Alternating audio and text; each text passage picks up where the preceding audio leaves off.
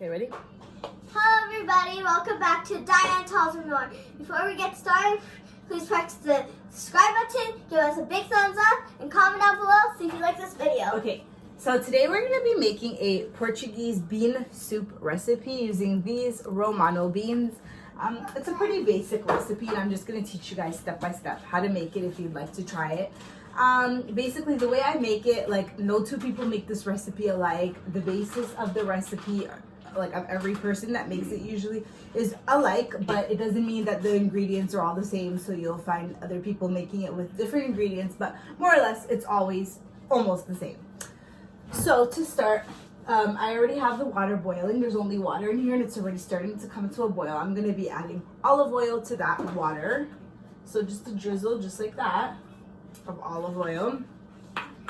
And then I'm going to be adding my salt, and salt is to taste. So however amount of salt you like is what you should be putting in there.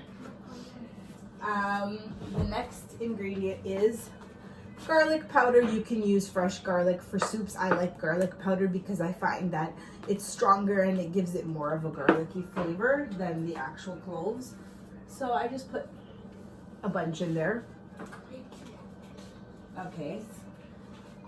The next thing, of course, that I like to add to the pot is the actual beans. These have already been drained and I've rinsed through the can with like so much fresh water to remove all the preservatives and all the gunky stuff that's in there. So I would recommend you drain them and wash them out too as well. So that's the next thing I add. And I just go slowly so it doesn't splash everywhere. Oops, oh my gosh. Blooper. I almost dropped the pan in there. Well, you actually it's technically wet, so you did. A little bit. Okay, so of course you want to let that come to a little bit of a boil before you add anything else to sort of let the flavors start to incorporate. So I'm gonna just clean up the little mess I made there and then I'll come back with the next ingredient. Okay guys, I'm back. One of the things that I actually forgot to mention when I was putting the beans in there is that there are two ways that you can make this. You can put the beans whole like I did, or you can actually get one of those wands or like your blender and just puree everything. The way my mom used to make it, honestly, she used to puree it so that the soup is kind of like the bean puree. But I like it and we like it here more with the big pieces of beans, and you can do that like the way I did it. You can puree it, or you can even puree half of the can and then leave half whole. So those are three different options that you can make the same soup. So the next thing what I'm going to be doing is I chopped up a whole Portuguese sausage here. So I'm going to be adding in the Portuguese sausage, and this gives it like a really good smoky flavor.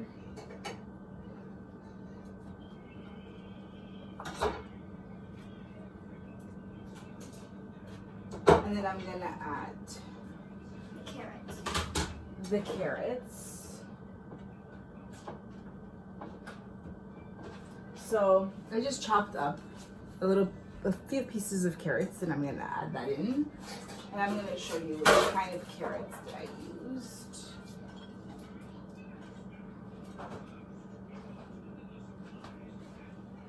Okay, so I basically just bought this bag of carrots that come already sliced, and then I sliced these ones even smaller into like little pieces because I don't like big chunks in my soup.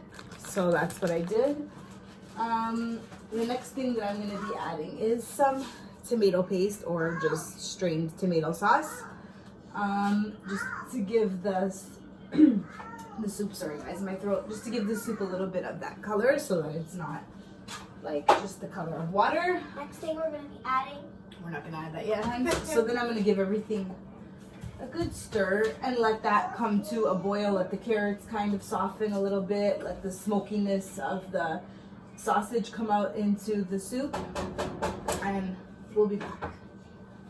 Okay, now that the carrots have been going for a little bit and the carrots have softened a little bit more, I'm gonna add in, I have here 2 white potatoes.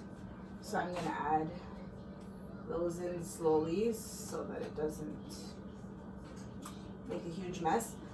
Ow, hot. Don't burn yourself, Mommy. Okay, so Let's mix just- that into. To make the soup. And now we're basically just gonna let this all boil until the vegetables get completely cooked. So the carrots and the potato. Once that's completely soft and cooked, and then I'll show you guys the next ingredient, and then we are almost done. So that's gonna be too boring. Okay, actually guys, sorry, before I let that cook the vegetables, I almost forgot we are missing one ingredient, still one vegetable. So when you make this soup, there are a few vegetables that you can add in here. You can do cabbage, which is my all-time favorite. I love cabbage. So chop up cabbage into kind of pieces, kind of something like this. And let that cook as well. You can do collard and chop them up kind of big too. Or you can do kale and chop it up, you know, something like what it shows here in the picture. So this is frozen kale, but you can like obviously buy everything fresh, and that's much better. I just went to the grocery store and I just decided to pick it up frozen just to, you know, make it easier for me today. So I have to add this in too, because this soup, like I said, you have to use either cabbage, collard, or kale. So then after all of these vegetables get cooked, then it's the next ingredient. Sorry guys. So oh, I gotta show you how much I add. I add quite a bit because it does soften up and like melt down. So like, look how, excuse me. Here's like a big chunk, but I'm probably still gonna add a little bit more than that. No, and I'll place it here on this plate to make it easier. That's a lot, Mom. So I'll probably add about this much more because it's going to melt down and like boil down and get all mushy in there. So now we'll let those vegetables finish cooking and I'll show you the next ingredient next. Okay, so basically all the vegetables are cooked now. The potatoes are soft, the carrots are soft. Sorry guys, I'm actually like not feeling well. The next step is to add the smaller pasta of your choice. So I bought this kind, which is like this. You can do the smaller macaronis, any kind of smaller pasta you can add to it, because this is like a really hearty soup. So you don't put too much pasta because you don't want it to grow too much, because the pasta really grows in there. So I'm gonna do oh my gosh, maybe four handfuls more or less of this pasta. About 4 handfuls I added in. And then how you can measure if that's enough pasta is by just stirring it around and seeing that, like, if it comes up in your spoon, if you're able to pull it up in your spoon like a lot of pasta, then you know that you have enough in there because it's going to grow. So now basically you're going to let that pasta cook, and once the pasta is cooked, your soup is ready. I'll come back once the soup is ready and show you guys. So this is your finished product. I'm going to plate it so that you guys can see. There's my plate. Everything is just so hot, so I have to be careful.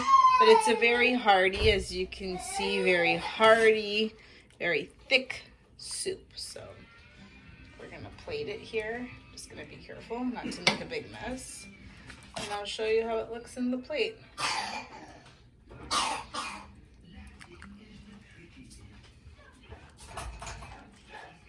Okay. Sorry. A little bit more broth. Okay, so this is the finished product, and this is how it would look in your plate. So if you like these kind of recipes, please thumbs up and subscribe. Bye!